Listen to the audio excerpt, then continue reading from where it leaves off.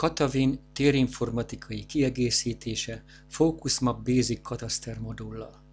A meglévő Katavin programban kezelt földrészletek térképen is megjeleníthetők a helyhez kapcsolódó további információkkal, mint például közmű ellátottság.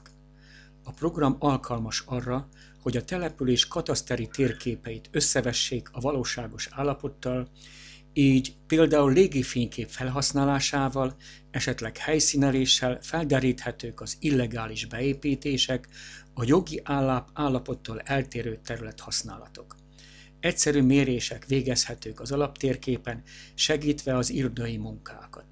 A térkép tervezési célokra is használható, ahhoz illeszthetők digitális rendezési, telekalakítási tervek is. A földrészletek gyorsan azonosíthatók, az ingatlanokhoz kapcsolódó adatok megjeleníthetők.